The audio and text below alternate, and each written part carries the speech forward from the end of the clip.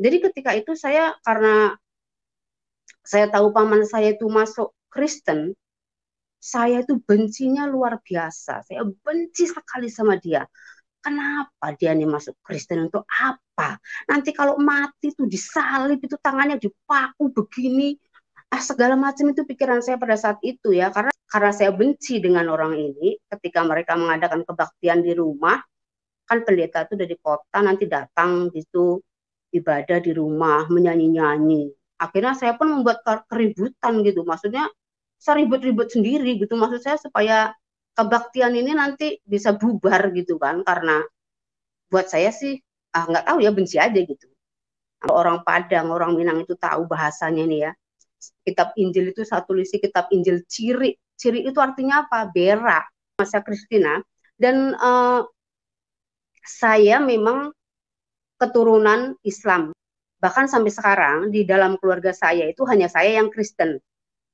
Kedua, saya juga bisa diberi Tuhan karunia untuk mengingat perkataan-perkataan kitab Injil, tetapi saya tidak mengingat di mana ayatnya dan kitabnya apa.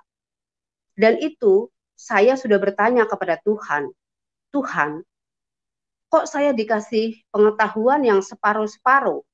Saya bisa memperkatakan perkataan-perkataan firman, tetapi saya tidak diberi karunia untuk mengingat ayat-ayat itu di mana.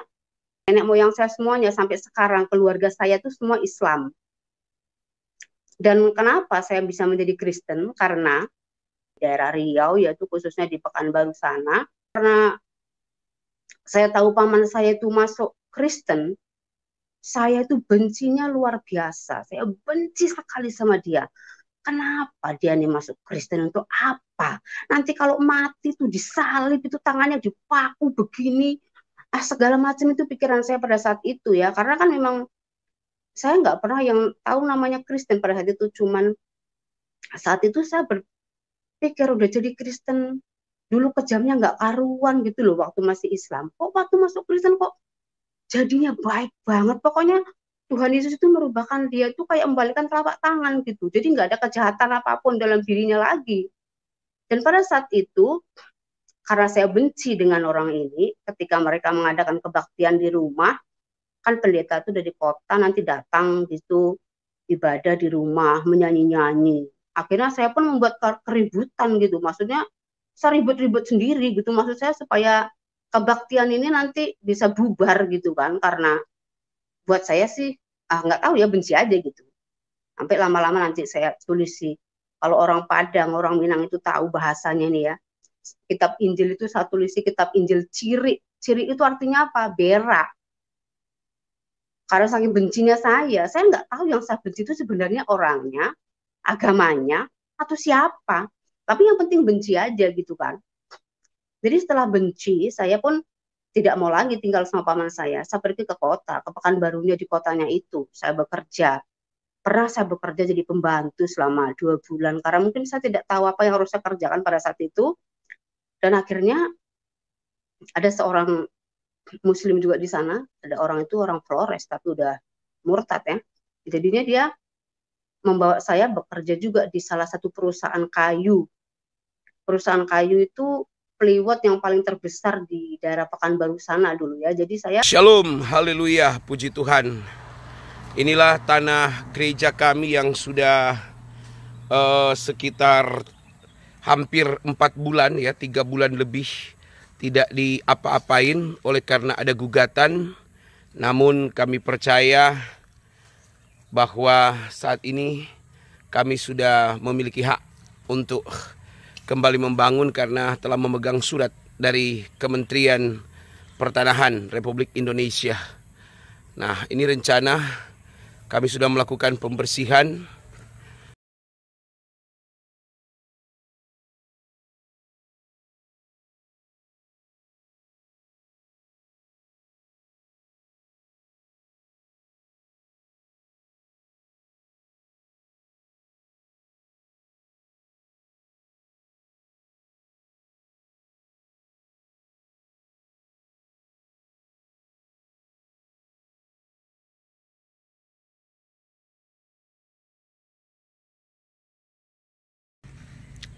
Jadi ini saudara-saudara rencana ya memang agak sedikit kelihatan berlobang ya.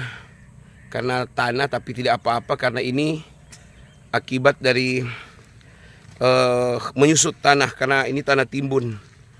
Jadi tanah ini menyusut ya. Tapi cukup keras, sudah cukup keras. Ini lubang pondasinya saudara-saudara ya. Ini lubang tiang-tiang utamanya yang sudah selesai digali. Ya, jadi ada 22 tiang utama itu sudah selesai dirakit, sudah besinya sudah selesai, tinggal taruh dan dicor. Tapi karena ada gugatan kemarin, jadi belum bisa. Namun sepertinya kita sudah akan mulai karena gugatannya juga tidak bisa membuktikan keberadaan kepemilikan ya. Jadi mereka hanya hoax saja. Dan kita sudah memegang surat Kementerian Pertanahan Republik Indonesia. Jadi kami akan segera memulaikan pembangunan gedung gereja serta pusat pelayanan penginjilan di tempat ini. Ya, kami mohon doa saudara, doa restu, dan setiap bantuan Bapak Ibu, saudara-saudari, kami ucapkan banyak-banyak terima kasih. Ya. Jadi ini sampai sini batasnya. Ini batasnya. Ya, ini wah, awalnya dia berair seperti ini saudara-saudara ya. Ya, berawal ini awalnya dulu. Tapi airnya lebih tinggi dulu. Namun sudah bisa dipondasi. Ya. Inilah gambarannya kurang lebih seperti ini. Jadi dari arah sini, dari sini sampai ke sana ya, ke jalan itu jalan raya. Jalan itu terhubung ke mall terbesar di Manado. Ya, jalan itu terhubung ke mall terbesar di Manado. Di ujung jalan itu ke arah barat itu menuju mall terbesar di Manado. Dan itu di balik-balik pohon sana itu kurang lebih 1,5 kilo itu Bandara Samratulangi ya, Bandara Internasional Samratulangi di Manado. Nah, inilah tanah ya, kita ini kurang lebih panjangnya dari sini itu sekitar 45 meter dan lebarnya 20 meter. Jadi 45 kali 20.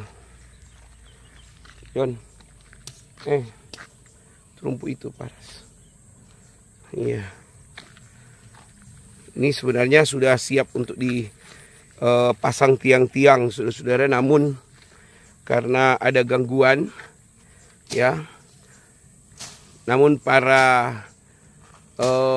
mereka yang menggugat tanah ini tidak bisa menunjukkan bukti kepemilikan alias tidak ada sertifikat. Ya, mereka hanya mengklaim menggugat tapi tidak memiliki sertifikat, hanya atas dasar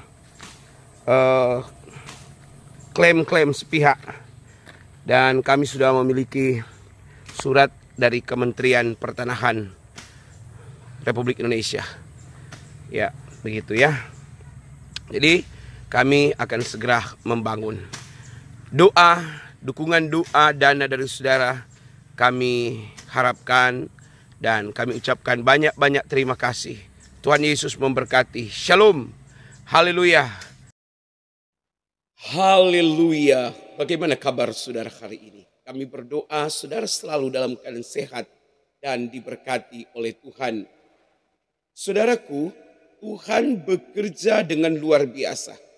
Seperti Rasul Paulus, seorang yang sangat membenci kekristenan. Dia paling anti dengan kekristenan. Bahkan dia meminta secara sengaja surat kuasa dari para imam-imam, dari kepala-kepala agama Yahudi, ya, untuk menuju ke Damsyik dalam rangka menangkap dan mengadili orang-orang Kristen, orang-orang yang mengikuti jalan Tuhan. Bahkan tidak jarang mereka membunuh orang Kristen, tidak jarang mereka menakut-nakuti orang Kristen.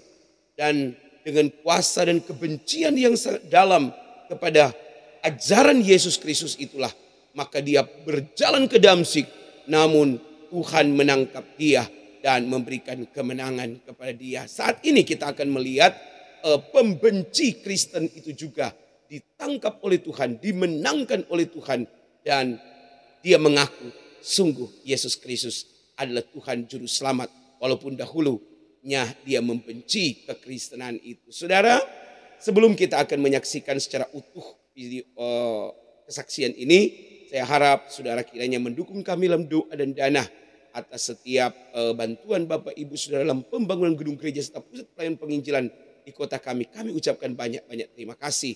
Tuhan Yesus memberkati. Selamat menyaksikan. Sebelum saya melanjutkan kesaksian saya, karena apapun yang akan saya sampaikan itu kenyataan yang saya alami dan bukan dibuat-buat, dan juga saya tidak akan menutupi apa yang tidak saya ketahui atau saya akan menambah apa yang saya tidak ketahui. Sebelum saya lanjutkan kesaksian saya, nama saya Christina, dan saya memang keturunan Islam, tapi bukan Islam yang mengerti Al-Quran. Saya tidak tahu. Jadi saya kasih tahu terlebih dahulu kenapa. Nanti jangan ada yang menelpon, menanyakan saya tentang ayat-ayat Al-Quran. Saya memang tidak tahu sama sekali. Karena saya hanya Islam yang ikut-ikutan. Itu Islam yang keturunan dari nenek moyang saya. Bahkan sampai sekarang di dalam keluarga saya itu hanya saya yang Kristen. Kedua, saya juga bisa diberi Tuhan karunia untuk mengingat perkataan-perkataan kitab Injil, tetapi saya tidak mengingat di mana ayatnya dan kitabnya apa. Dan itu saya sudah bertanya kepada Tuhan, Tuhan, kok saya dikasih pengetahuan yang separuh-separuh? Saya bisa memperkatakan perkataan-perkataan firman, tetapi saya tidak diberi karunia untuk mengingat ayat-ayat itu di mana. Itu saya katakan sekarang, supaya nanti penelpon juga jangan tanya saya kalau saya mengatakan firman itu di mana. Saya tanya Tuhan begitu, dan Tuhan jawab begini sama saya. Jadi, apa yang kamu ketahui itu yang kamu sampaikan. Kenapa? Saya tidak diizinkan untuk mengerti, mengingat ayat-ayat Alkitab, supaya setiap orang yang mendengar firman yang saya katakan itu, mereka akan mencarinya sendiri di Alkitab. Artinya, itu adalah PR buat orang yang mau mengetahui di mana ayatnya. Nah itu, jadi maksudnya kesaksian ini saya benar, sehingga saya tidak menutupi kekurangan saya juga tidak mau melebihkan apa yang saya tidak tahu. Jadi apapun yang akan saya katakan itu, kebenaran yang saya alami, itu ya tergantung kepada pribadi masing-masing ya, mau percaya atau tidak, tetapi saya sendiri karena saya mengalami, Kristen itu bukan suatu agama, tetapi suatu pengalaman. Jadi ketika saya mengalami, saya mengerti. Saya punya Islam keturunan, nenek moyang saya semuanya, sampai sekarang keluarga saya itu semua Islam. Dan kenapa saya bisa menjadi Kristen? Karena pada saat saya masih umur belasan tahun, saya itu tidak ikut dengan orang tua. Saya hidup dengan nenek, tapi karena saya ngerasa kok saya punya 2 orang kakak perempuan dan juga 2 adik perempuan. Tetapi di dalam keluarga itu yang mungkin lebih cenderung disayang tuh saya gitu loh. Karena saya memang, padahal kalau dipikir saya yang paling bandel, paling malas. Tetapi satu suka sesuatu yang bagus, yang pokoknya saya tidak suka sesuatu yang susah dalam hidup saya seperti itu. Jadi akhirnya saya berpikir, kalau saya saja yang diperhatikan oleh nenek atau kakak saya, berarti kakak-kakak saya, adik saya nanti nggak dapat perhatian dari mereka. Karena memang mama saya tidak sama saya. Mama saya itu bekerja di kota gitu ya. Jadi pulang sekali-sekali. Jadi pada saat itu karena saya berpikir seperti itu, saya ikut dengan paman saya, adik bapak saya. Kebetulan beliau itu hidupnya bukan susah-susah amat gitu ya. Jadi saya pikir kalau saya ikut dia berarti saya bisa pakai barang-barang yang bagus. Itu pikiran saya aja. Tapi lain, ketika saya udah hidup sama dia tuh kejamnya luar biasa ya. Kejam dan kejam banget lah pokoknya. Pukul nanti sampai saya mulutnya berdarah, dipukul, apa-apa yang tidak mengikuti kemauan dia tuh nanti dia tidak suka, akhirnya marah, entah apa-apa ya. Jadi sehingga istrinya pun digituin, dipukulin nggak karuan. Tapi akhirnya pada saat itu paman saya membawa saya ke suatu daerah transmigrasi di daerah Riau, yaitu khususnya di Pekanbaru sana. Dan setelah itu kakak dia yang pertama itu masuk Kristen, tapi saya jalan ceritanya nggak tahu kenapa. Akhirnya kakaknya itu pun setelah dari Kristen tidak sungguh-sungguh Kristennya itu ya, akhirnya ya jatuh murtad lagi gitu kan. Dan akhirnya paman saya inilah yang dipakai Tuhan sampai sekarang, tapi mungkin bukan porsi saya untuk menyaksikan apa yang paman saya alami ya. Saya hanya menyampaikan apa yang saya alami. Jadi ketika itu saya, karena saya tahu paman saya itu masuk Kristen, saya itu bencinya luar biasa. Saya benci sekali sama dia. Kenapa dia nih masuk Kristen, untuk apa? Nanti kalau mati tuh disalib, itu tangannya dipaku begini. Segala macam itu pikiran saya pada saat itu ya. Karena kan memang saya nggak pernah yang tahu namanya Kristen pada saat itu. Cuman saat itu saya berpikir udah jadi Kristen, dulu kejamnya nggak karuan gitu loh waktu masih Islam. Kok waktu masuk Kristen kok jadinya baik banget. Pokoknya Tuhan Yesus itu merubahkan dia itu kayak membalikan telapak tangan gitu. Jadi nggak ada kejahatan apapun dalam dirinya lagi. Dan pada saat itu, karena saya benci dengan orang ini, ketika mereka mengadakan kebaktian di rumah, kan pendeta itu dari kota nanti datang gitu, ibadah di rumah, menyanyi-nyanyi. Akhirnya saya pun membuat keributan gitu. Maksudnya saya ribut-ribut sendiri gitu. Maksud saya supaya kebaktian ini nanti bisa bubar gitu kan. Karena buat saya sih nggak tahu ya, benci aja gitu. Sampai lama-lama nanti saya tulis sih, kalau orang Padang, orang Minang itu tahu bahasanya nih ya, kitab Injil itu saya tulis kitab Injil Ciri. Ciri itu artinya apa? Berak. Karena saking bencinya saya nggak tahu yang saya benci itu sebenarnya orangnya, agamanya, atau siapa. Tapi yang penting benci aja gitu kan. Jadi setelah benci, saya pun tidak mau lagi tinggal sama paman saya. Saya pergi ke kota, ke Pekanbarunya di kotanya itu. Saya bekerja. Pernah saya bekerja jadi pembantu selama 2 bulan. Karena mungkin saya tidak tahu apa yang harus saya kerjakan pada saat itu. Dan akhirnya ada seorang Muslim juga di sana. Ada orang itu orang Flores, tapi udah murtad ya. Jadinya dia membawa saya bekerja juga di salah satu perusahaan kayu.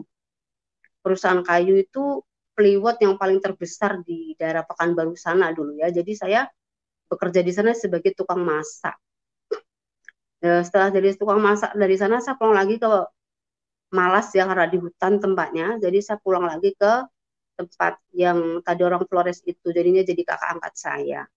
Tapi dari situ ya saya bekerja segala macam. Suka apa aja yang bisa saya kerjakan. Yang penting saya bekerja, bukan bekerja yang eh, haram ya. Yang penting pada saat itu saya pikir. So, saya bekerja apa aja.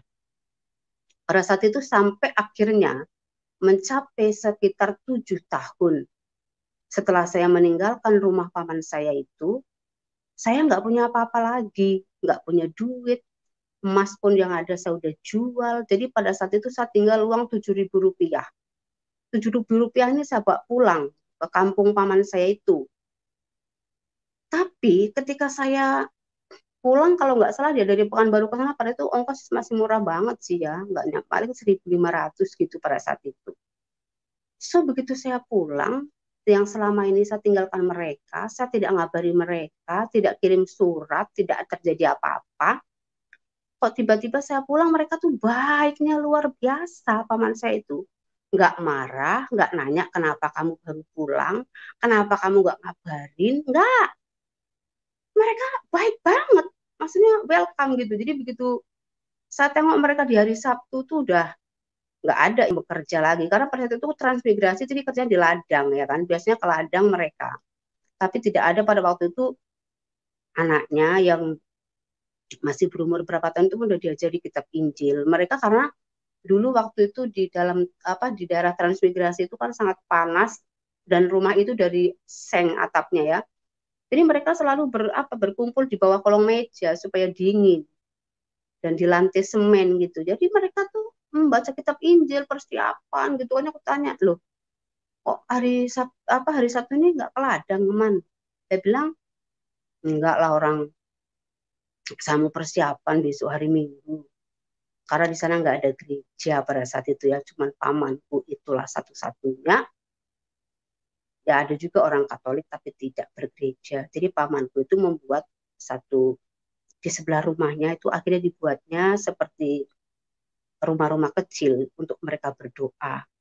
Nah, setiap hari Sabtu mempersiapkan untuk doa. Untuk katanya hari Minggu. Loh katanya ini hari apa? Hari nggak boleh bekerja katanya dia gitu. Pokoknya baik banget. Singkat cerita, setelah saya tinggal di sana sekitar 3 bulanan, saya nganggur, nggak punya duit kan. Dan pada itu saya dapat sakit loh. Saya tuh heran sekali. Sakit, demam, rasanya nggak karuan gitu lah ya. Badan apa, kulit saya ini terasa sakit sekali. Tapi kalau disentuh aja gini nggak bisa. Sakitnya luar biasa kulit itu. Jadi saya tanya pamannya apa obatnya ya, apa aku harus itu tidak berlaku buat saya ya obat-obatan ataupun dokter itu tidak berlaku dari dulu memang saya nggak suka. Jadi pada saat itu paman juga bilang sih kalau mau ke dokter ya ke dokter. Tapi saya bilang saya nggak suka. Dan pada saat itu saya tidur malam itu mimpi Tuhan Yesus itu datang dari langit sama burung merpati. Dia mengulurkan tangannya kan begini terus dia bilang gini sama saya, gembalakanlah domba-dombaku. Barang siapa yang menggembalakan dombaku akan mendapat hidup yang kekal. Saya nggak ngerti artinya. Saya tanya paman, mana apa sih artinya gembala, domba, dan lain sebagainya ini? Dijelaskan sama paman, bahwanya gembala itu berarti kamu menjadi pendeta nanti. Apa punya jemaat Tuhan katanya. Terus saya bilang, ya enggak mungkin lah Allah jadi pendeta gimana. Alkitab saya aja nggak tahu. Bagaimana mau jadi pendeta? Saya bilang kan.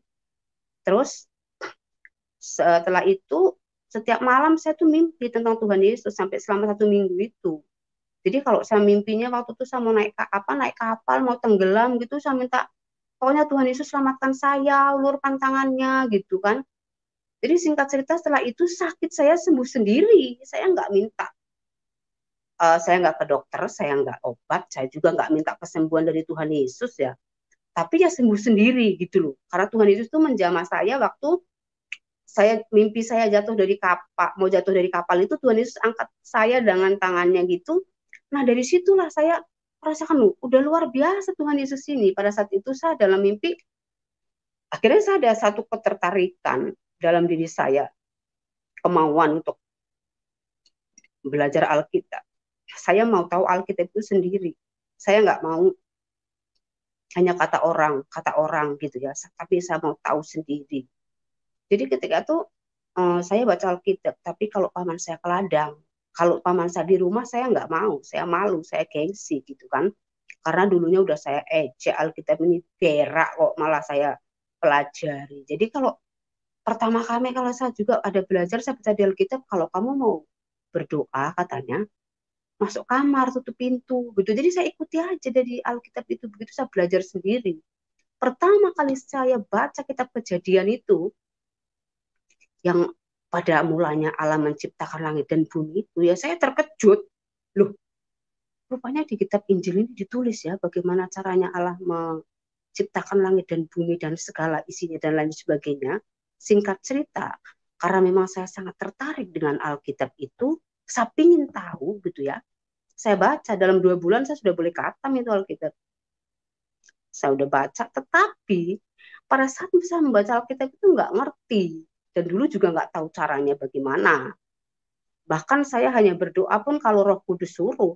Kalau Roh Kudus taruhkan perkataan itu dalam mulut saya nggak tahu bagaimana cara doa gitu kan. Saya tanya sama paman saya, Man, kalau mau doa itu gimana? Tahu kalau dulu kan umpamanya kita nih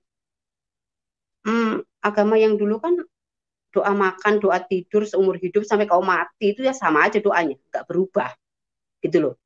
Tapi ketika paman saya bilang gini, apapun keperluanmu setiap hari, kita nih keperluannya setiap hari kan beda-beda. Ya begitu aja kamu katakan, seperti kamu berbicara kepada bapakmu aja, sama orang tuamu, katanya begitu. Akhirnya saya berdoa, saya udah 4 bulan di sana, akhirnya 5 bulan, saya bilang, Akhirnya karena saya udah ngerti baptisan, saya juga minta dibaptis. Setelah saya dibaptis di sungai pada waktu itu ya, uh, akhirnya saya bilang gini sama Tuhan, aku bosan di sini 5 bulan nggak kerja, nggak ada duit kan gitu akhirnya. Ya Tuhan jawab doa saya, dikirimkan seorang manajer dulu saya tempat saya bekerja uh, di perusahaan kayu itu, katanya kamu kerja lagi lah, masak lagi katanya kan. Tapi saya nggak mau masak untuk orang banyak. Saya bilang capek, nggak apa, kamu masakan aja untuk orang kantor gitu. Jadi karena memang saya baru jadi Kristen, saya bilang sama manajernya, Pak, saya boleh nggak hari Minggu saya keluar, saya nggak mau kerja, saya mau ke gereja, saya bilang. Mana bisa kayak gitu, nggak ada di sini anak tiri, anak kandung, semuanya sama. Pulangnya hanya boleh 3 bulan sekali, katanya kan. Itu peraturan perusahaan. Tapi karena saya tetap mohon, ya akhirnya diperbolehkan. Singkat cerita, saya juga pikir hidup sendiri itu nggak enak ya, susah. Akhirnya saya melihat satu orang Cina ini kaya ya kan. Jadi saya tujuannya pada saat itu karena memang kekristenan juga belum dewasa. Alkitab juga nggak ngerti walaupun saya baca ya kan. Jadi akhirnya saya bilang gini, oh itu laki-laki banyak duit, itu kaya itu dia. Apalagi orang-orang di hutan dia membawa alat berat seperti traktor, eskavator itu tuh gajinya besar gitu pada saat itu ya.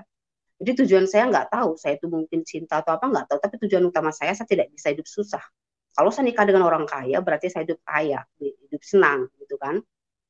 Apalagi terkenal kan kalau Cina-Cina ini kan kaya, ya kan, hidup ya masalah duit nggak susah lah gitu, nggak sesusah yang saya tuh paling nggak suka mencari-cari duit sendiri, susahnya nggak karuan, saya pikir gitu dulu kan.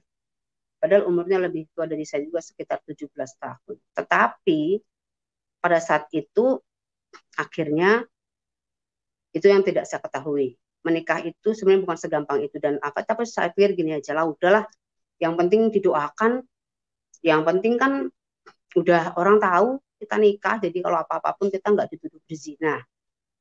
Akhirnya singkat cerita, dia bilang sama orang tuanya juga, akhirnya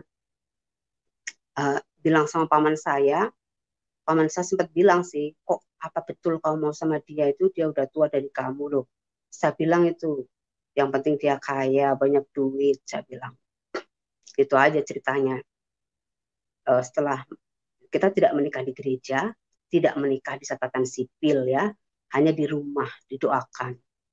Dan setelah itu singkat cerita saya pun setelah nikah beberapa tahun, sekitar 5 tahunan gitu, dia tuh mulai malas kerja, manja karena dimanjakan kali sama mamanya ya, dia tuh anak pertama. Apa-apapun makanan pun semua mamanya yang ngurus. Pasti sedikit-sedikit mama. Sampai semua bank, ATM segala macam disimpan sama mamanya, bukan sama saya. Cuman di sini saya bukan mau menceritakan masa lalu saya, tapi ini yang terjadi. Akhirnya saya punya 2 orang anak dari beliau. Setelah itu saya berontak. Berontaknya gini, apa-apa kok sama mamanya dikasih. Oh apa-apa kok mamanya. Jadi aku ini dianggap apa.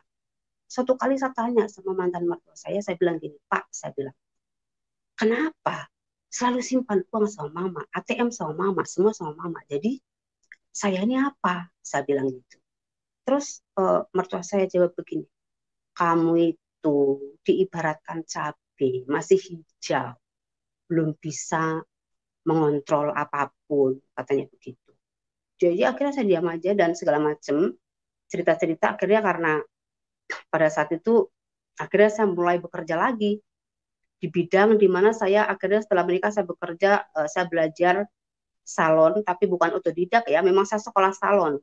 Jadi beautician, spa, hairdresser, semua saya mengenai kecantikan saya belajar. Sampai ikut ujian negara dan lain sebagainya. Setelah saya lulus dari sekolah itu, saya bekerja. Dan pekerjaan itu, salon itu, sangat sangat apa ya, temptation itu ya, maksudnya menggoda sekali ya untuk berbuat jahatnya, itu mau berbuat dosa itu senang, gampang banget gitu loh. Karena salon di Pekanbaru itu salon ada karaoke-nya, banyak om-om yang datang. Sementara saya pikir loh, senang banget ya hidup seperti ini. Udah akhirnya lemah, tidak ke gereja, tidak lagi baca Alkitab, tidak ada doa, mati. Akhirnya jadi Kristen yang mati. Pada saat itu, saya tergiur dengan keinginan hati yang mau hidup senang. Saya tidak mau susah lagi. Suami saya udah mulai malas kerja, duit di deposito pun udah kurang. Akhirnya dikasihnya pun uang nggak cukup ya, gitu. Jadi saya mulai bekerja, saya mulai bergaulah dengan kehidupan malam seperti diskotik.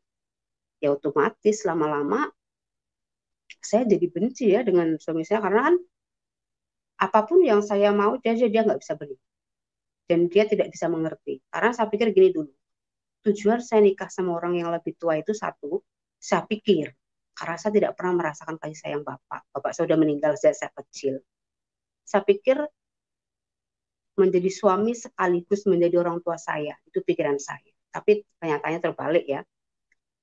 Kedewasaan seseorang itu tidak tergantung dengan umur, tapi dengan bagaimana mereka bergaul, sebenarnya begitu. Justru umur saya yang masih kecil dari dia itu lebih dewasa pikirannya gitu.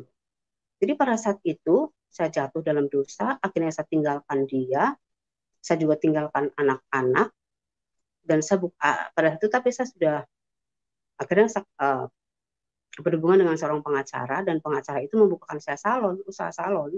Tapi karena beliau juga bukan Kristen, salon itu ya harus dibilangnya apa? Pakai pelaris, pakai ini, pakai itu. Sebenarnya menurut pengalaman saya bilang, kalau kita usaha mau bagus, nggak penting pakai pelaris. Kalau kerja kita bagus, orang pasti datang, saya bilang. Nah, mereka selalu bilang begini, kumpulan pengacara itu, kalau ngumpul ngomongnya gini, orang usaha bakwan aja pakai pelaris kok, katanya. Kamu lagi salon. Itulah tanam sana, 4 sudut sini. Diberikanlah ilmu-ilmu itu, ilmu-ilmu dari mereka itu. Bahkan satu orang itu mengatakan, kamu tahu Christina, katanya. Ini ada jin yang baik, jin yang jahat, ada jin yang segala macam lah katanya. Ya udah, jin yang begini segala macam. Saya itu jadinya terikut ke situ. Dan pada saat itu saya punya, karena udah buka salon sendiri, saya punya karyawan. Pada waktu saya kehilangan clipper saya mesin. Saya pun harus ke dukun loh itu. Tapi dukunnya ngomong apa? Oh, kamu itu Kristen, katanya salib. Salib itu nggak mempan didukuni, katanya. Tapi memang karena dia yang nggak tahu atau apa. Tapi orang-orang yang berobat sama dia, khususnya yang tidak percaya Tuhan Yesus tuh berhasil gitu loh. Tapi ketika saya yang ke dukun itu malah dia bilang kayak gitu. Orang yang punya salib itu nggak bisa didukuni, katanya. Ya singkat cerita ya udah gitu aja. Setelah lama-lama saya usaha ini, bahkan saya sampai usaha apa pada saat itu musim usaha jus buah ya. Saya juga usaha jus buah dan tapi ketika saya udah buka usaha sendiri, anak-anak saya ikut saya dan tapi tetap saya minta bapaknya mensupport untuk sekolah dan lain sebagainya. Singkat cerita saya bosan di Pekanbaru pada saat itu begini. Ketika saya pulang malam dari saat makan malam, saya naik sepeda motor. Ada seorang jambret, menjambret saya, dompet saya, ATM, handphone semua itu dijambret. Nah dari situ saya ketakutan sudah. Oh, ini negara ini tidak aman buat saya bilang. Ini kota ini nggak aman buat saya nggak mau lagi tinggal di Pekanbaru. Akhirnya saya serahkan anak-anak ke bapaknya. Waktu itu anak saya yang kecil aja masih umur 2 tahun. Dari situlah perpisahan kami itu. Masih umur 2 tahun, yang besar sudah 5 tahun. Pada saat itu, saya langsung meninggalkan kota itu. Dan ada orang, jadi akhirnya saya berputar-putar.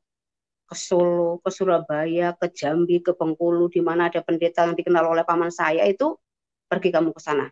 Nanti kamu biar enak, biar tenang hidupmu. Pergi kamu ke Bengkulu sana, ke rumah pendeta itu. Pergi. Jadi akhirnya nggak ada satupun yang bisa membuat saya bahagia. Bahkan saya sampai merantau ke Danau Toba, Samosir itu ya, ke daerah Tuk-Tuk sana. Saya kerja di sana, salon juga ya untuk melayani turis-turis pada saat itu. Dan akhirnya singkat cerita dari sana saya pergi ke seseorang luasa bekerja di Hotel Tiara di Medan.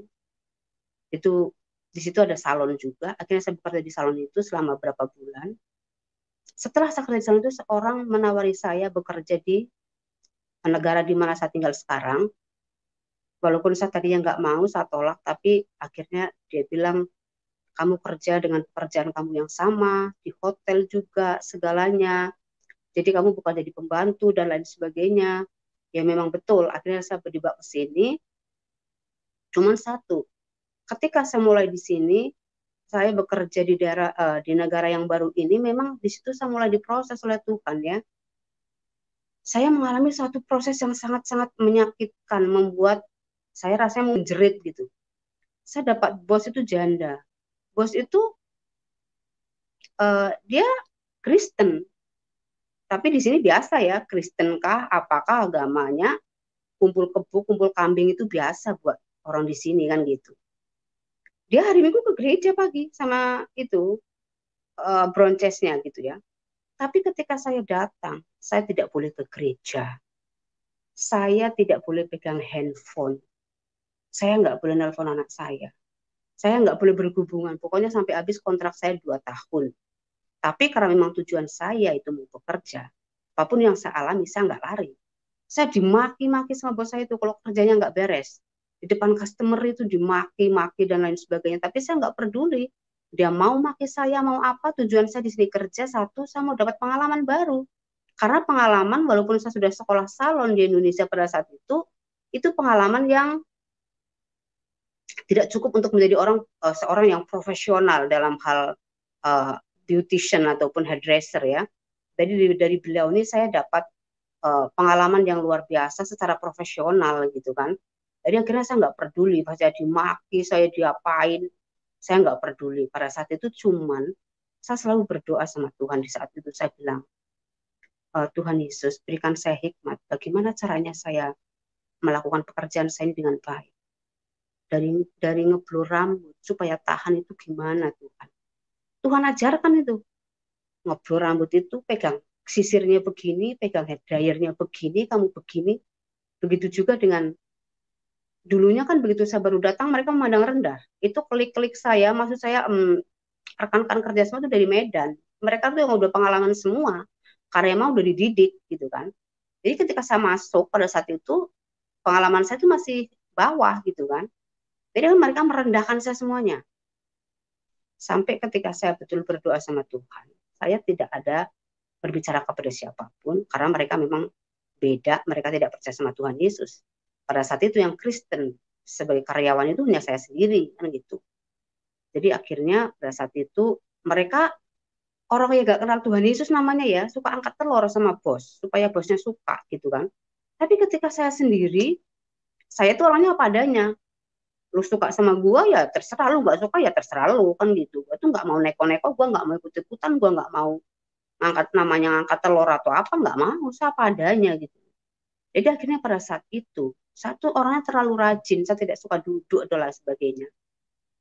Pada saat mungkin memang semua salon setiap sudut itu ditaruhnya kamera, jadi walaupun bos saya tidak di tempat pastinya dia akan mengecek karena kamera itu bisa dicek walaupun dia pergi ke Australia, ke Prancis, kemanapun.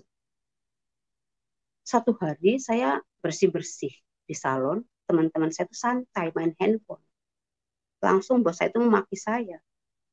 Dia bilang, saya bawa kamu dari Indonesia ke sini bukan untuk jadi tukang cleaning service, tapi untuk jadi hairdresser, katanya.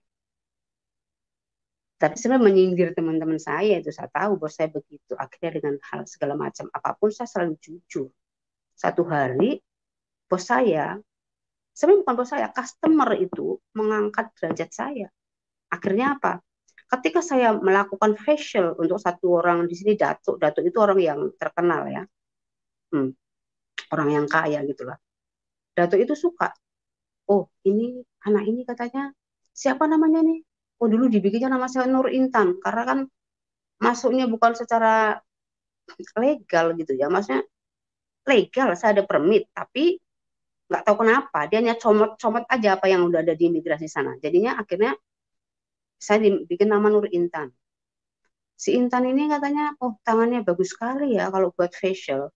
Kalau menurut orang atau apa semuanya itu akhirnya bos itu sendiri menaikkan taraf harga. Kalau yang teman-teman dari Medan itu di harganya paling sekitar 60.000, nanti kalau yang saya yang pegang dia harus bayar 200.000.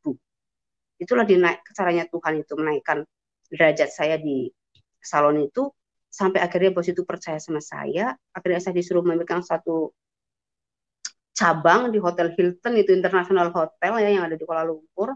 Dan akhirnya pada saat saya sudah disukai sama bos, kontrak saya habis.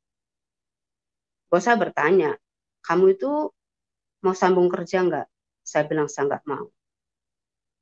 Saya akan cari kerja sendiri. Saya independen dan permit saya juga udah ada agen yang urus segala macam. Singkat cerita, tapi saya belum hidup dalam Tuhan loh setelah itu. Saya masih belum tahu Tuhan Yesus yang maksudnya secara pribadi. Saya belum lahir baru Kristen pada saat itu. Sampai suatu hari, setelah saya beberapa tahun di sini, saya itu ambil tindakan sama Tuhan. Saya ambil tindakan begini. Hanya Tuhanlah yang bisa memberikan saya apa yang saya mau. Akhirnya saya kembali kepada Tuhan. Saya mulai baca Alkitab, saya mulai doa setiap pagi. Saya bangun jam 2 pagi, jam 3 pagi, jam 4 pagi. Saya menangis, saya penyembahan sama Tuhan. Saya minta ampun sama Tuhan atas segala apa-apapun yang saya lakukan. Nanti semuanya itu flash ke pikiran saya itu semua. Meninggalkan anak lah, begini, dan lain sebagainya. Walaupun setelah tinggal di Malaysia ini, saya tidak kenal lagi dosa-dosa yang seperti yang saya lakukan di Indonesia itu ya, karena memang niat saya, tujuan saya membahagiakan anak-anak. Kalau ada saya duit, anak-anak saya itu bisa beli apa aja, bisa tidur di hotel yang mewah, itu pikiran saya kan pada saat itu.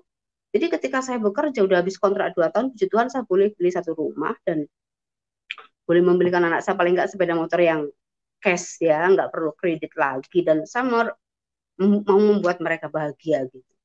Kembali lagi ke sini, tapi ya itu tetap aja karena kerja di bidang saya ini tidak mungkin diizinkan hari Minggu ke gereja, karena di saat Sabtu Minggu itulah banyak customer datang. Tapi ketika kita sendiri mau serius dengan Tuhan, saya ambil tindakan, saya serius dengan Tuhan pada saat itu. Saya berdoa terus, saya berdoa, bahkan saya berpuasa, tapi puasa saya itu sesuai dengan tuntunan Tuhan ya pada saat itu, karena saya mulai serius dengan Tuhan, Tuhan serius dengan saya. Jadi pada saat itu saya mulai berdoa sama Tuhan begini, Tuhan Yesus, saya bilang, saya mau punya suami, tapi yang mencintai saya apa adanya. Saya bilang begitu, kenapa? Kenapa saya bilang mencintai saya apa adanya? Maksudnya bisa menerima keadaan saya, anak-anak saya, orang tua saya yang bukan orang kaya, keluarga saya itu bukan orang kaya. Nah itu yang saya mau, bukan saya menikah itu tujuannya untuk saya sendiri, enggak ya. Saya mau. Ketika ada orang mau, ya oke. Pada saat itu saya berdoa, setelah beberapa, kalau perasa ada 1-2 bulan saya berdoa setiap pagi itu, nangis itu, penyembahan itu, Tuhan tunjukkan sama saya begini, kamu harus nikah sama orang Afrika, kata Tuhan. Dan kepala Afrika itu ditunjukkan sama saya dalam doa itu ya, saya melihat. Ketika saya bilang sama Tuhan, nggak mau Tuhan Afrika. Afrika itu tingkah lakunya begini, yang dilakukan begini, dan lain sebagainya, karena saya tahu persis ya, saya bergaul dengan mereka. Saya nggak mau Tuhan Afrika. Udah beberapa hari lagi saya berdoa, pagi itu, ya dinyatakan sama itu. Nikah kamu sama orang Afrika. Dan tetap itu ditunjukkan mukanya yang sama. Saya bilang sama Tuhan begini, ya kehendakmu yang jadi Tuhan, kalau memang ada Afrika yang baik, saya bilang.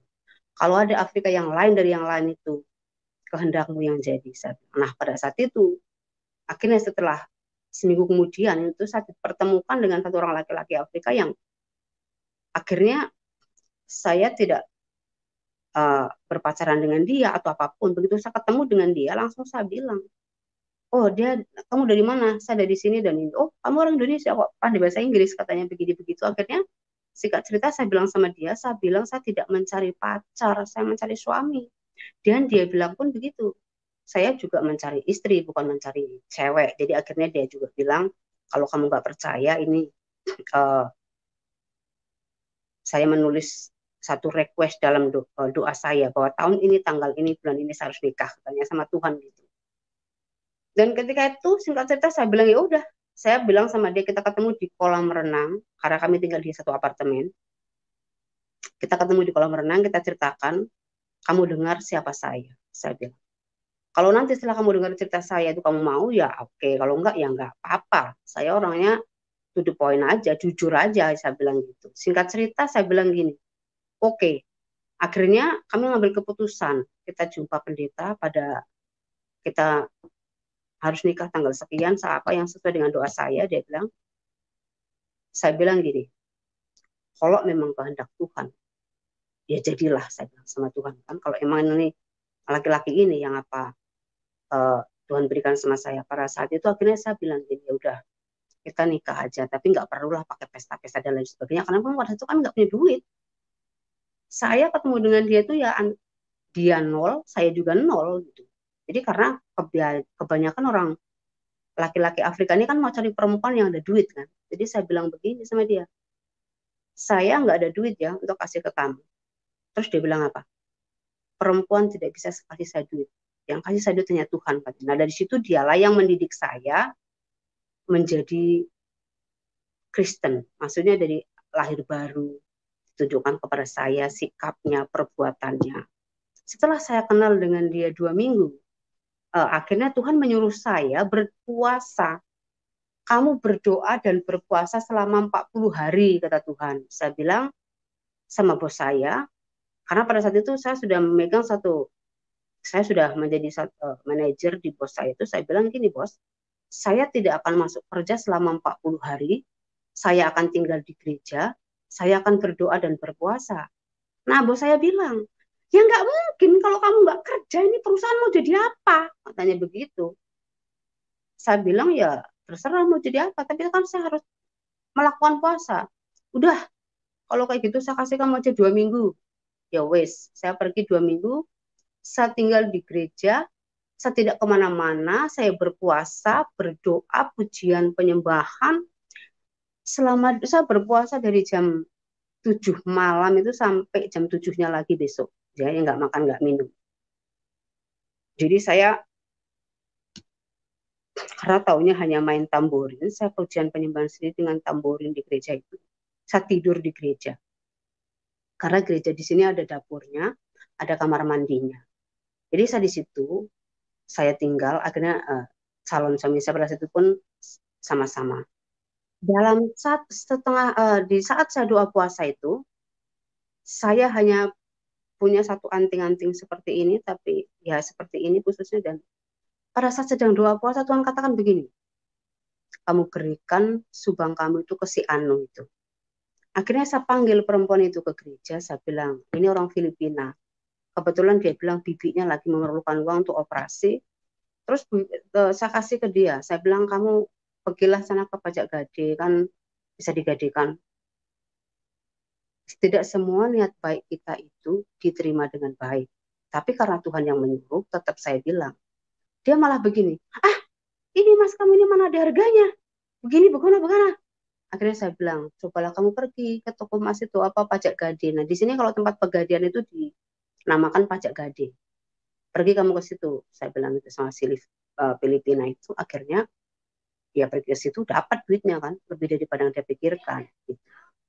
Dan mulai pada saat itu saya mulai serius dengan Tuhan. Nah waktu itu saya mengambil keputusan setelah kenal dengan suami saya bilang kita harus cepat nikah ini karena sama-sama udah dewasa, nanti kalau takutnya jatuh ke dalam dosa lagi, dosa perzinahan gitu kan. Karena kalau di sini orang mau berzina mau apa orang mana peduli kan gitu. Tapi kita secara udah tahu Tuhan, kita mau serius ya. Udah akhirnya kita diberkati. Singkat cerita setelah diberkati, selama kita puasa itu Tuhan katakan begini, kamu mau pilih baby please don't disturb me. Pada saat itu saya bilang saya mau menikah Tuhan. Akhirnya yaitu kami menikah tapi tidak punya duit ya untuk berpesta-pesta. Jadi hanya ada duit sekitar 2 jutaan uang Indonesia itu kami belikan makanan untuk kasih makan orang gereja yang masak untuk kami, untuk semua gitu. Dan pada saat kami sedang doa puasa itu, seseorang menelpon suami saya, dikatakan begini, ini saya kasih kamu usaha katanya, tanpa modal. Kami nggak punya modal apa-apa pada saat itu. Orang itu menelpon dia aja. Langsung dia kasih tahu saya, oh tengoklah apa ini katanya Tuhan sudah menjawab doa kita ini katanya. Loh, padahal saya baru berdoa seminggu loh, baru berpuasa seminggu di gereja loh. Itu sudah dapat usaha itu, ya udah setelah singkat cerita udah habis, kita mau ini belum lagi kita belum mulai apa, belum dapat apa-apa ya, belum ada apa-apa. Tapi ketika kita sudah mau serius dengan Tuhan, kita mengambil satu keputusan kita mau nikah itu, suami saya tiba-tiba dapat ini satu apa namanya toko di sini ya, kalau dibilang kedai ya, tapi tidak semua seluruh toko karena seluruh toko mahal sewanya, jadi dia dapat sedikit saja untuk jualan celana panjang, baju, terus apa namanya nih keperluan-keperluan perempuan lah gitu ya. Tapi dengan usaha itu tidak menguntungkan banyak. Akhirnya Tuhan berbicara kepada saya begini, kalau suamimu itu usaha jualan baju tidak menguntungkan, kata Tuhan. Akhirnya saya bilang sama suami saya, kamu tutup saja itu usaha, kasih semua. Akhirnya suami saya tutup usaha itu, dikasih semua baju-bajunya, barang-barang jualannya itu ke charity, maksudnya ke orang-orang yang membutuhkan. Singkat cerita, setelah kita memang karena mendengarkan Tuhan, kita taat sama Tuhan, kita patuh sama Tuhan pada saat itu ya, tutup usaha itu, tapi ada usaha lagi yang lain. Akhirnya usaha trading. Trading pada saat itu pertama kali kita mau, udah bisa nyewa kantor suami saya. Akhirnya nyewa kantor, kantor itu harus didoakan dulu sebelum kita mulai, dan itu saya bilang sama Tuhan begini, Tuhan Yesus, besoknya ini mau launching kantor baru, kok saya nggak punya baju baru, ya nggak bagus toh. Nah, saya bilang gitu sama Tuhan. Saya maunya kalau launching kantor itu paling tidaknya ya orang melihat saya tuh pakai baju yang bagus gitu ya. Tuhan katakan apa? Kamu akan pakai baju yang bagus.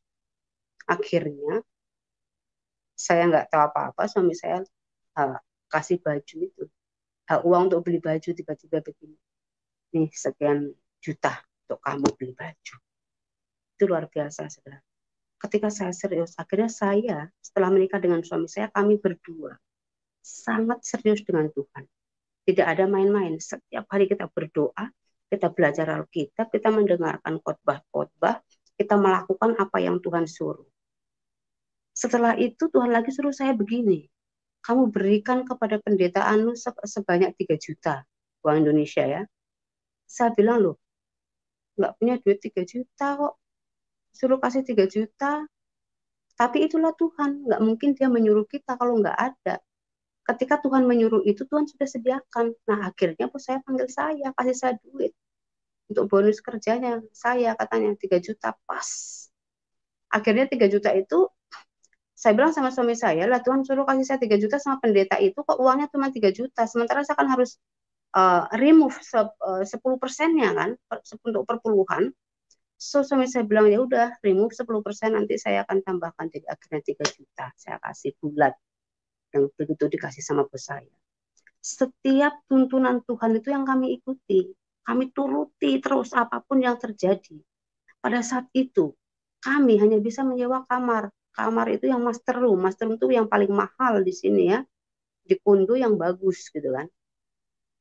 Setiap bulan Tuhan yang bayar, kita nggak perlu takut katanya kan. Suami saya loh, dulu itu saya datang ke Malaysia, nggak punya duit, nggak punya apa-apa, ya Tuhan cukupkan, nggak pernah saya kelaparan, saya nggak pernah susah katanya kan gitu. Jadi pada saat itu, setelah nikah, akhirnya saya juga belum dikaruniai anak. Ya tujuan utama kami nikah itu tentu ya harus ada keturunan juga kan.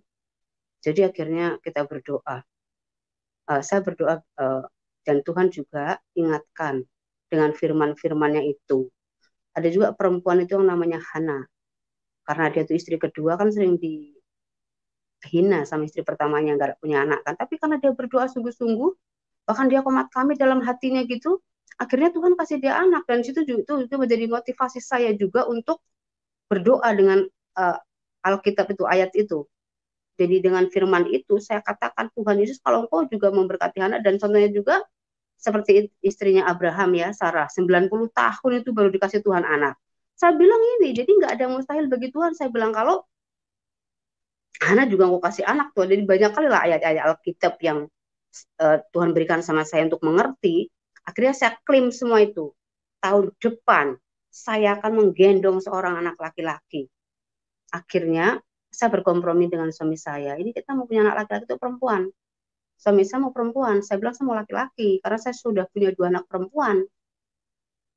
Enggak perempuan aja. Gini aja lah saya bilang sama suami saya. Tawar-menawar nih. Kita tuh harus sehati gitu. Kalau kita sehati apa yang kita mau pasti itu dikasih. Nah akhirnya setiap hari kita berdoa penyembahan, mengklaim semua firman Tuhan yang kita mengerti itu. Singkat cerita Tuhan akhirnya berjanji sama saya begini. Nanti di hari ulang tahunmu kamu akan mengandung, kata Tuhan. Ya betul. Begitu doa-doa pas hari ulang tahun saya itu, saya beli apa ya, tes kehamilan itu, terus saya udah 2 garis gitu kan, terus saya nggak periksa ke dokter dulu, nunggu 2 bulan baru saya periksa ke dokter. Begitu saya periksa ke dokter, Tuhan katakan dokter yang spesialis kandungan di sini ya, kita tuh nggak mau ke sembarangan gitu. Dia katakan begini, karena waktu itu kandungan saya mengalami pendarahan. Suami saya juga sempat panik ya kan, maksudnya, apa lagi nih? Kok pendarahan lagi? Akhirnya ke dokter untuk memastikan. Dokter bilang, oh nggak bisa ditahankan ini apa katanya madam, jadi harus digugurkan. Anak ini nggak akan bisa bertumbuh katanya. Tapi untuk kamu supaya berusaha lagi ya udah saya kasih nih obatnya untuk membuat supaya tahan kandungannya itu katanya. Setiap minggu saya disuruhnya ke dokter kandungan. Setiap minggu itu kalau spesialis kandungan itu duitnya berapa setiap minggu, ya kan? Akhirnya saya ambil tindakan begini. Ketika saya pulang dari dokter, saya ambil obat itu. Saya bahkan sempat pulang ke Indonesia, tapi saya tidak makan obat itu. Waktu itu karena anak saya yang kedua itu ulang tahun yang ke-16, saya harus hadir. Saya mau dia tuh pesta. Gitu. Akhirnya saya pulang ke Pekanbaru dengan pendarahan itu, 2 bulan lebih kandungan saya bilang dokter boleh nggak saya tuh terbang? Ya nggak apa-apa, boleh aja. Sampai di Pekanbaru masih pendarahan. Singkat cerita saya di sana selama seminggu, pulang lagi ke sini masih pendarahan. Akhirnya karena pendarahan itu saya lagi ke dokter. Dokter, gimana ini? Masih berdarah. Obat itu nggak bekerja, saya bilang. Padahal saya nggak makan obatnya. Pada saat itu, begitu pulang dari rumah, saya langsung ambil tindakan begini. Di Alkitab pada ditulis begini ya. Rumah Tuhan itu bukan untuk tempat berjualan. Jadi Tuhan Yesus itu memutarbalikkan mejanya itu. Karena ini rumahku ini bukan untuk menjadi jual beli, tapi rumahku ini akan disebut rumah doa, kata Tuhan dalam Alkitab itu. Dalam 3 hari kamu robohkan rumah ini, aku akan membangun kembali. Pada saat itu saya imani firman itu begini, Tuhan Yesus, engkau berkata, dalam 3 hari ini engkau bisa bangun kembali rumah itu, dan dalam 3 hari ini juga darah ini harus stop, saya bilang. Akhirnya puji Tuhan stop, tidak ada pendarahan lagi. Akhirnya saya tidak pergi ke dokter, karena saya tidak mau nanti dokter itu mempengaruhi pikiran-pikiran begini begono.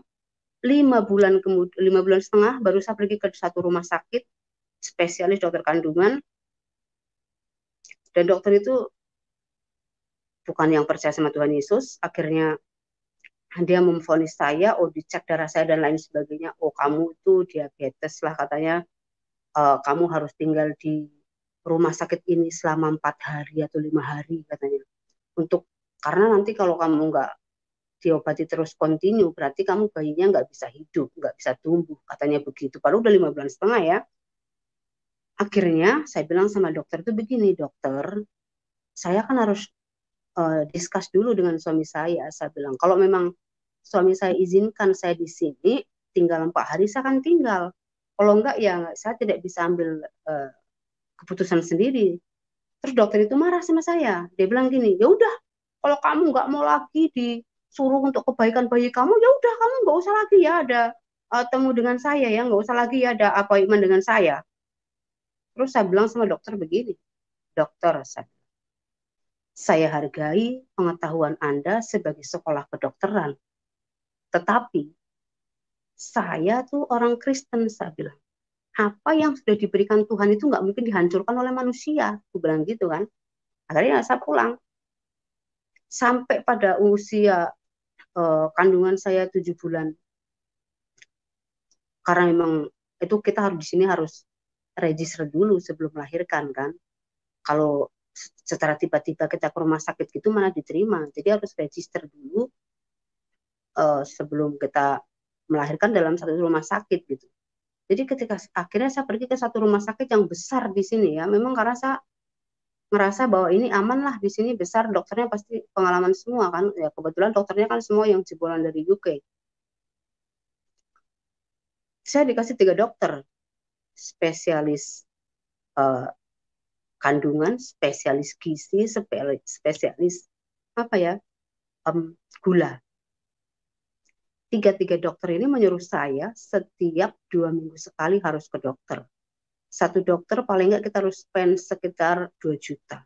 Nah, kalau 3 dokter, udah berapa?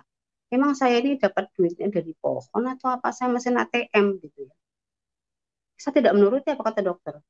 Cuma dikasihnya obat untuk suntikan di rumah katanya. Singkat cerita sampai anak saya umur memang Tuhan sudah berbicara kepada suami saya bahwa saya tidak akan melahirkan secara normal dan sebelum anak itu umur cukup bulan dia udah lahir katanya gitu kan. Akhirnya pada umur 8 bulan anak saya itu udah mau lahir, saya lahir secara operasi. Memang tidak terduga biayanya.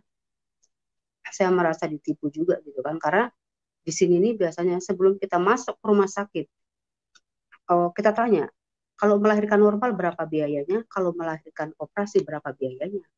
Ya disebutkan itu bagi saya ya udahlah, nggak apa-apa kan gitu.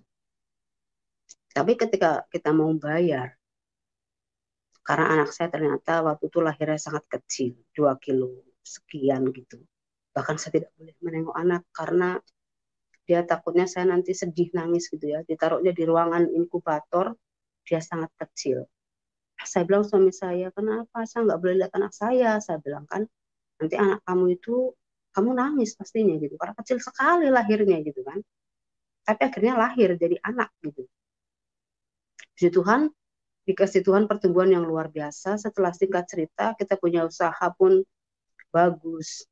Tapi pada saat itu, sampai anak saya ini, memang Tuhan sudah perlihatkan kepada saya bahwa ketika anak saya umur 2 tahunan, baru Tuhan akan kasih kami mobil. Singkat ceritanya kami usahanya diberkati Tuhan pada saat itu, tapi suami saya lebih mengutamakan membangun sesuai dengan tuntunan Tuhan itu ya, membangun rumah di negaranya. Dan akhirnya pada saat umur anak saya 2 tahun, yaitu tepatnya pada tahun 2016, disitulah mulai kami mengalami pikul salib yang benar-benar pikul, yang benar-benar dipikul harus berjalan seperti Tuhan Yesus itu. Partner bisnis suami saya tuh yang dia ada di Nigeria sana tiba-tiba mengeblok rekening perusahaan kami. Duit yang ada di dalam itu semua duit customer karena kita melakukan trading bisnis. Duit customer itu di sana yang harus kita transfer ke rekening mereka satu persatu diblok. Seorang partner itu melapor ke polisi itu ke bank melapor bahwa katanya suami saya ini utang sama dia tidak dibayar. Padahal itu nonsen, itu nggak ada seperti itu karena yang namanya partner itu modal bersama gitu kan. Jadi tidak ada namanya tidak dibayar. Jadi keuntungan itulah nanti yang dia akan dapat karena setiap karansi uang di sini dengan di sana itu beda dengan dolar dan lain sebagainya. Akhirnya ditutup rekeningnya, diblok, uang tidak bisa rilis. Kita tidak bisa bayar customer pada saat itu. Akhirnya customer itu komplain di sini setiap hari datang menyumpai, yang ada fitnah, yang ada aduh nggak mau tahu pokoknya marah lah nggak tahu nggak karuan luar biasa. Dan customer kami ini bukan orang yang kenal Tuhan Yesus. Mereka tuh orang yang beragama seberang. Ada yang ateis, ada yang penyembah kuasa-kuasa gelap untuk mendapatkan duit. Jadi ketika itu satu puncak yang sangat menyakitkan, kita bahkan sampai ketakutan sekali setiap hari. Ini takutnya begini, bukan takut apa? Aduh, kalau udah melek mata, udah terbuka mata tuh takutnya gini, oh besok udah mau masuk kantor lagi, udah menghadapi semua customer ini yang mencaci maki setiap hari itu. Karena mereka tuh tidak mau tahu kalau kita bilang begini. Suami saya jelaskan, uang yang harusnya saya kirim sama kamu itu diblok sama orang katanya. Mereka mana mau tahu? Mereka taunya bilang gini, loh itu bukan urusan saya, itu kamu punya bisnis, urusan saya sama kamu. Jadi saya harus dapatkan uang saya. Yang paling parahnya, yang terakhir itu mereka berkata begini loh, kamu kan punya Tuhan, suruh Tuhanmu itu bayar katanya.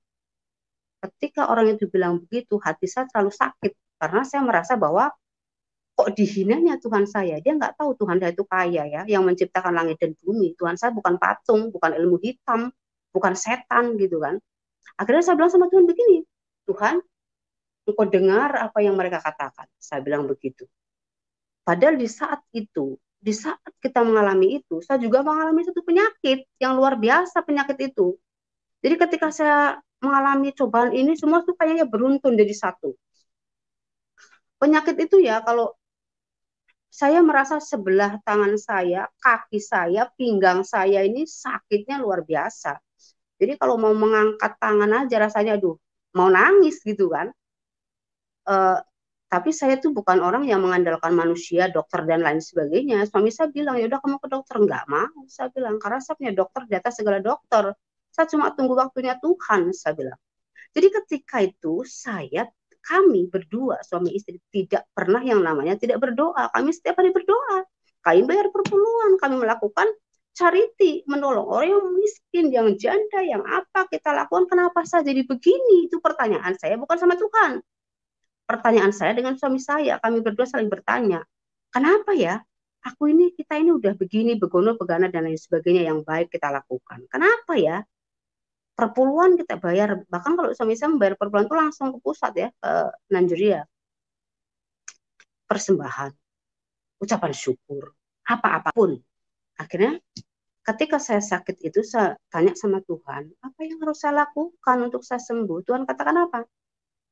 Kamu praise and worship, menari-nari untuk Tuhan setiap jam 12 malam sampai jam 1 pagi selama 10 hari, kata Tuhan.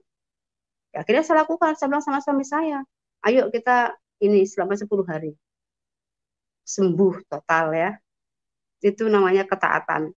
Saya taat dan saya menunggu waktunya Tuhan. Saya nggak peduli sakit itu berapa lama karena saya tahu Tuhan punya waktu sendiri. Jadi saya tunggu waktunya Tuhan untuk menyembuhkan saya. Saya udah berjanji, saya tidak akan pernah membuang duit untuk ke dokter.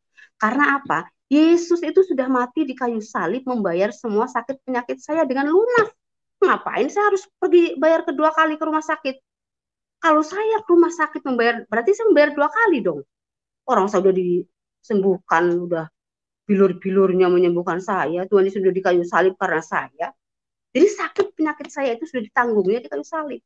Padahal waktu saya baru ngambil keputusan lahir baru, Tuhan itu berjanji sama saya apa? Kamu tidak akan pernah sakit, kata Tuhan. Tapi yang ada saya mengalami. Dan bahkan sampai pada satu hari saya pernah pingsan gitu karena terlambat makan ya. Tapi apa Tuhan katakan sama saya? Kerjakan keselamatan yang ada dalam dirimu. Jadi orang Kristen itu bukan hanya tinggal diam, oh saya udah selamat.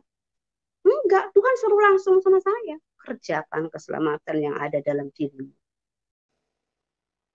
Amin, haleluya. Puji Tuhan, Bapak Ibu sudah mendengar dan menyaksikan tadi kesaksian tadi. Bagikanlah tayangan ini kepada sekalian banyak orang supaya mereka juga diberkati oleh Tuhan. Dengan cara demikian kita telah bersama-sama mengambil bagian dalam pelayanan pemberitaan Injil. Sampai berjumpa lagi dalam program acara kami selanjutnya. Tuhan Yesus memberkati. Shalom, haleluya.